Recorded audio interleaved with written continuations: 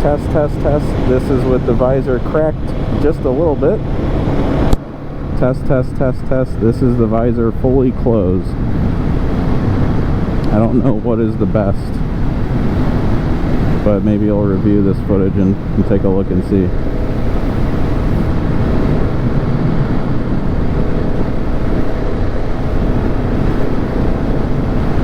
Yeah, I was hunched like a goblin. Oh, my tires are not warm. I shouldn't be doing this fast.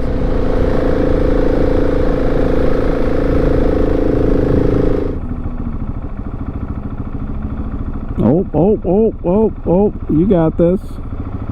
I swear you got this. There you go.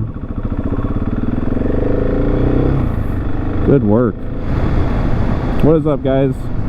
I'm riding a 2023 GasGas SM700, and I would like to do a quick little impromptu review and ride along with it. The small disclaimer that I don't know what I'm doing as far as video stuff goes, or my setup, helmet cam, the audio, any of that, so hopefully it's okay. Just wanted to talk about the bike a little bit now that I've had it for 690 miles I've put on it. So it's fully broken in. They tell you to break it in through the first 600 miles, which I feel like I did exactly how I wanted it. And holy f***, this is a sharp turn. I'm not super familiar with this road. Yeah, I broke it in exactly how I wanted it, and I mean, this is a KTM 690 and a Husky 701, so literally, like, I think the frame geometry and all that is the exact same. Engine is definitely the same. So yeah, it's that bike. It's just in red. For 2023, it's in the States, I think, for the first time.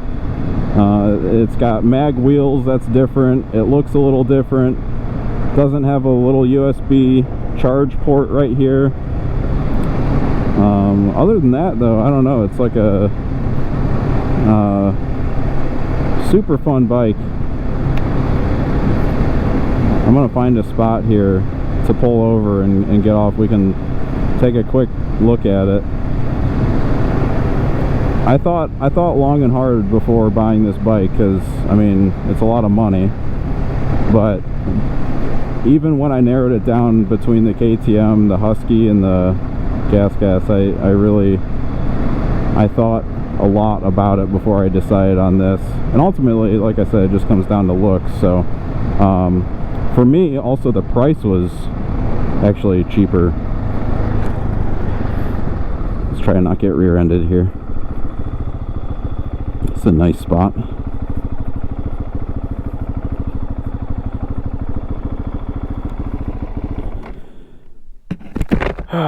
Okay. I need to review this helmet too. Okay, so here it is. 2023 GasGas SM700. Ton of fun. I've really enjoyed my time with this bike so far. Just a couple mods to it. So far I have the fender eliminator kit, and then these mirrors. These are Stealth Industry, I believe, mirrors. Guidey 3D prints them and has excellent customer service. I went through a little bit of stuff with him. It's inconsequential, but he took care of me. Yeah, other than that, I do have some other mods for it, but for now, totally stock. I wanted to keep it stock as I review it, as far as anything like performance goes. So yeah, love the look of it. I think it looks, I think it looks better than the KTM and the Husky, but it's all subjective. So I like red bikes. Oh yeah, quad lock mount.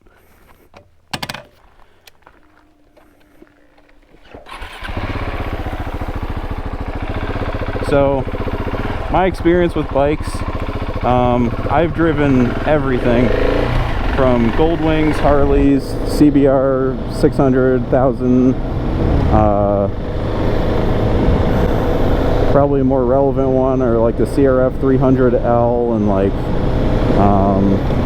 the DRZ 400 SM. I've ridden so many bikes. I used to be a motorcycle mechanic, so but the first time I had never ridden a 690 or 701 or obviously the 700, and dude, this engine blew me away. It is so good from low to the top. I didn't really get to like ride it too hard while I was breaking it in, but now that it's broken in, I can really rev it hard, and it truly is really, really, really good from the mid.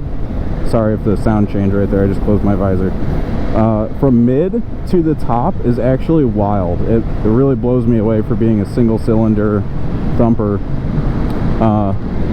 In the freaking maintenance, dude, it's wild. It's 6,000 miles for an oil change. That's so good. I don't know what else. Okay, so down low, I will say down low, it's starved for fuel. It's definitely lean down low. There's no question about that. Which brings me to like my first negative. I have had it flame out twice on me. These are really hot days though where it's done it, and I'm just like kind of coasting at really low RPMs, so it's probably my fault honestly, but it's fuel injected, so you know, I don't feel like it should do that. I think that's noteworthy to say. It has flamed out on me twice. I don't know what else. So the engine, yeah, the engine is like a 10 out of 10 for me. I have some mods I'm going to do to it. We'll talk more about that maybe later, or just post another video, but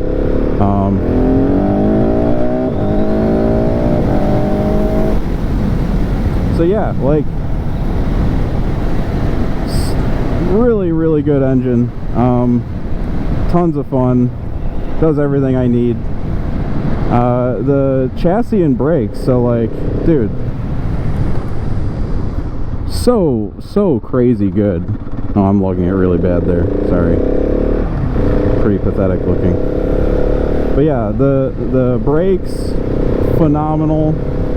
The overall seating position, and chassis, tires, everything as far as handling goes is also just phenomenal. It's as you would expect with a supermoto.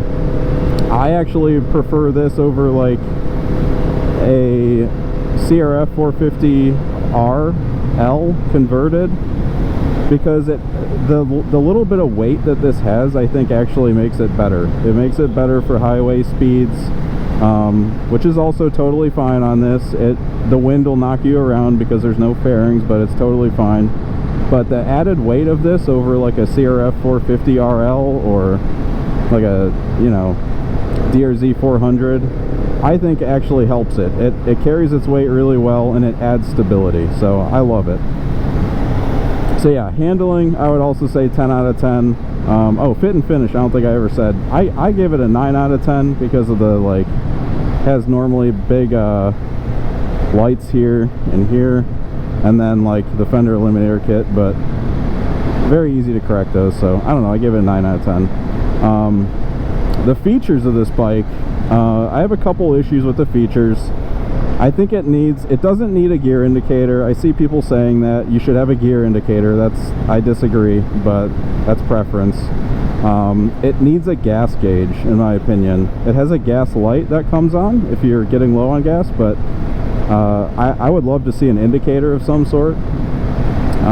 So yeah, small issue I would say with features.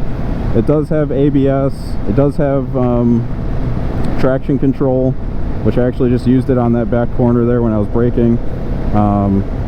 It's got two modes here, like a slower mode and like a more tame mode and a less tame mode. So features are kind of nice. I don't know. It's a supermoto. Like, what do you expect? I think if you know what you're getting yourself into when you're buying a bike like this, you won't be surprised. So yeah, I don't know. Features, I'd say maybe 8 out of 10. So I did have an issue with this bike that is definitely noteworthy. I would like to know about if I'm going to spend this kind of money on it. My countershaft seal was leaking. So what that is just the little seal behind your sprocket. There's a little sequence of like there's like a race and a pressed in seal, and then like an O-ring back there. That was leaking very, very, very, very little, and I mean very little. Like over 500 miles I had like a little dribble of oil down it, but it's noteworthy. It's a brand new bike, and so I brought it up to my dealer and they fixed it. I waited until the first service at 600 miles to do that, so I don't know, we'll see. I'm at almost 700. It hasn't leaked again since then. It's a very small, easy fix to do. You don't have to, you know, pull the engine apart or anything, but I figured I would have the dealer do it and get it on the books that I had that issue. So it was taken care of, no cost. So I don't know, that's pretty noteworthy to me, you know, a leak on a new bike. The tech was really good, knew what he was talking about, and he took care of me, so I'm not too worried about it. But yeah, I don't know, overall I'd give the bike like 8 out of 10 because of the flame out issue. The that little, you know, that seal issue is a pretty big deal. Without those two things, I would give the bike a 10 out of 10. But other than that, like, the bike, dude, it's so much fun. It's so much fun.